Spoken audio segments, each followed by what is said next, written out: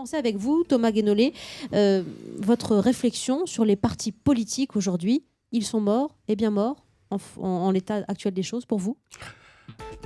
Oui, je pense qu'en l'état, sous leur forme actuelle, je vais être très précis là-dessus, sous leur forme actuelle, les partis politiques sont morts, oui. Et c'est déjà arrivé à plusieurs reprises, il y a un processus de destruction créatrice, en quelque sorte, des partis politiques. Sous leur forme même, il y a un certain nombre de modèles de partis qui ont pu exister et qui n'existent plus aujourd'hui. Le parti de masse, par exemple, a existé à une époque, ça n'existe plus. Les clubs, à l'origine de la Révolution française, les partis politiques étaient de simples clubs, le parti club, ça n'existe plus non plus. Donc les partis politiques sont condamnés à se transformer en profondeur, car sans cela, soit ils disparaissent, soit ils sont remplacés par des partis qui, eux, ont pris la bonne vague de la transformation, et ce qui revient du coup à la même chose. Donc, moralité, les partis, sous leur forme actuelle, sont condamnés à mort, effectivement. Merci Thomas Guénolé. Face à vous, Guillaume Perrault.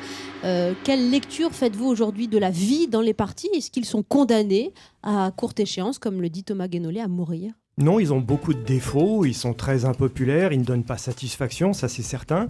Mais je suis très pessimiste sur les capacités des partis politiques à se rénover et à vraiment faire une révolution culturelle.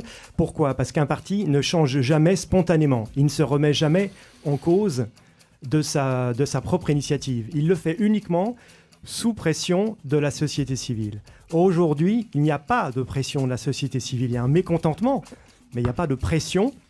Et au contraire, notre système politique, la façon dont notre vie politique fonctionne, concourt à ce que les partis ne se remettent pas en question, notamment parce qu'ils ont une rente de situation pour les grands partis. C'est la position que je défends.